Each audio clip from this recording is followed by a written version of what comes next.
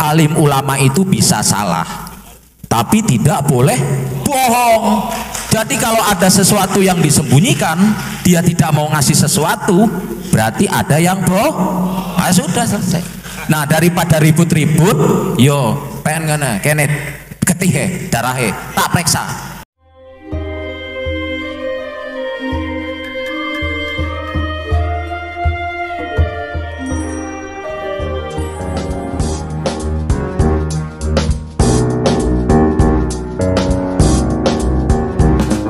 Assalamualaikum warahmatullahi wabarakatuh.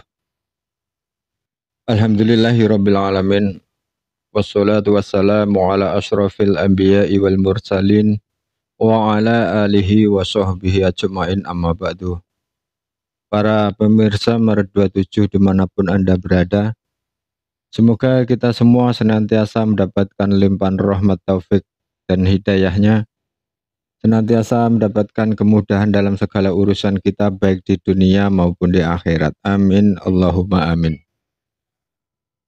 Mayoritas masyarakat Indonesia masih belum memahami bahwa nasab keluarga Bani Alawi atau Ba'alawi Yaman yang menisbatkan dirinya sebagai keturunan Nabi melalui Sayyid Ahmad bin Isa Ar-Rumi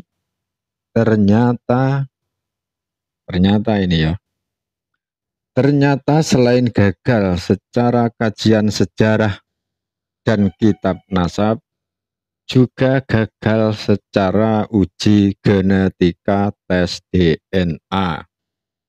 Jelas ya guys ini. Jadi selain gagal secara kajian sejarah dan kitab nasab, juga gagal secara uji genetika tes DNA.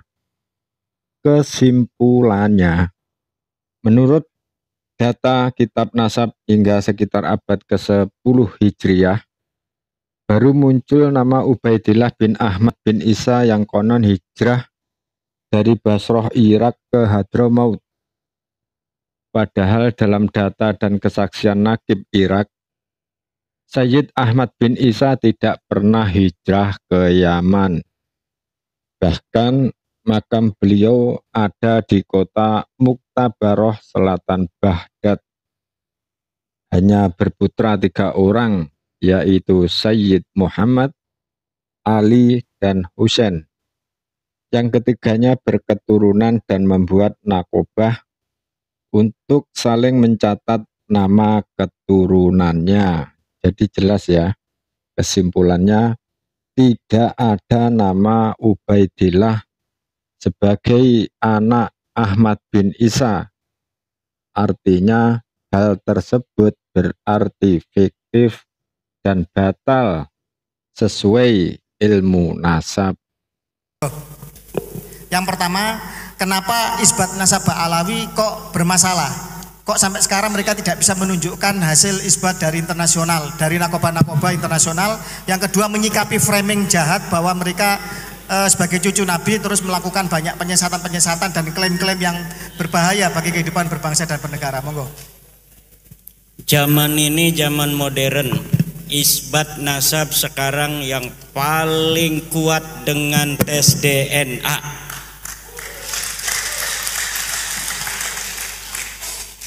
Tetapi kita perlu penegasan hari ini dari peneliti BRIN yang hadir.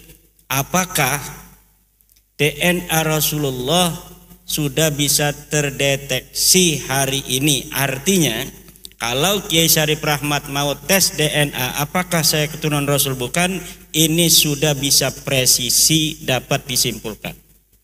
Jadi saya menjawab sambil bertanya pada ibu dan dari BRIN yang lain. Terima kasih. Masalah isbat yang lain nggak usah. DNA yang masalah penting. Framing gimana? Masalah framing, menyikapi framing jahat itu. Kan mereka melakukan framing jahat. Kami cucu Nabi, kalian harus begini. Kalau cinta pada Nabi terus, nah itu seperti apa? Sudah dibuktikan oleh penelitian secara pustaka, tidak terkonfirmasi, melenceng jauh, gagal total. Sekarang tinggal satu lagi cara membuktikannya dengan tes DNA itu. Tetapi kita ingin penegasan daripada peneliti BRIN, apakah tes DNA hari ini sudah bisa presisi untuk mengurut kita keturunan Rasul ataukah bukan. Baik. Demikian. Oke, terima kasih. Pertanyaan ketiga langsung, dan ini sebenarnya inti yang ingin diminta adalah pertama terkait open posting Najwa Shihab yang dilakukan oleh lembaga Eijkman yang menyatakan bahwa rasnya cuma 3% ras Arab, itu yang pertama. Yang kedua tentang akurasi dari tes DNA itu sendiri, bagaimana kok bisa menentukan bahwa ini benar ini keturunan Nabi dan ini bukan, dan tentang kenapa Ba'alawi itu gagal dan mutlak tertolak sebagai keturunan laki-laki ke Sayyidina Ali bin Abi Thalib karramallahu wajhahu. Monggo. Ini yang jawab dua orang nih ya. Kayaknya tadi ada yang nggak dengar bahwa SNP itu jutaan tahun bertahan. SNP-nya Imam Ali itu ada ditemukan. Keturunannya harus punya itu. Kalau enggak ya nasabnya batal. Anda ngaku keturunan Ali, diperiksa di lab BRIN, nggak ada penanda genetiknya Imam Ali, ya nasab Anda batal. Selesai urusan. Di era zaman sekarang ini, dengan kemajuan teknologi yaitu ilmu genetika yang sudah lazim, bahwa susunan basa nukleotida dalam DNA kita telah dapat dibaca dengan sangat presisi, maka menunjukkan bahwa mereka ini sama sekali bukan keturunan Arab. Sekali lagi, bukan keturunan Arab, karena gen ras Arabnya sangat-sangatlah kecil sekali. Lebih jelasnya kita simak penjelasan pakar DNA berikut ini. Ba'alawi kita datanya nggak ada, tapi kelihatan rame gitu. Kalau saya bilang moyangnya bukan satu itu, karena begini, kalau saya haplogrupnya J saja, seluruh keturunan laki-laki saya J semua. Kalau saya G semua. Kalau Ba'alawi maaf, rame, berarti kakeknya nggak mungkin satu. Itu dulu, kakeknya nggak mungkin satu. Kakek 1000 tahun lalu nggak mungkin satu.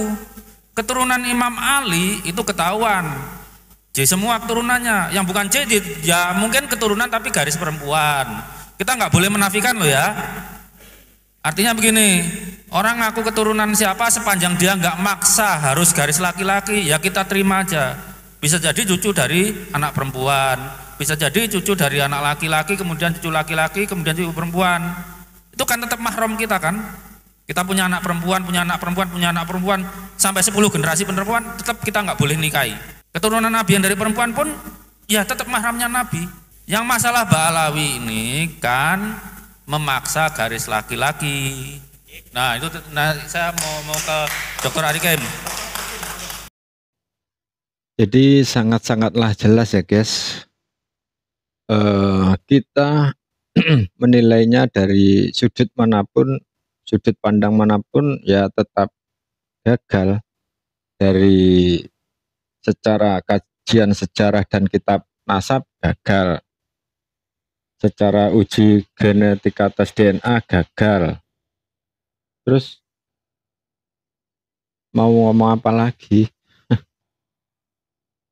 Terputus atau gagal kesimpulannya. Jadi ya begitulah.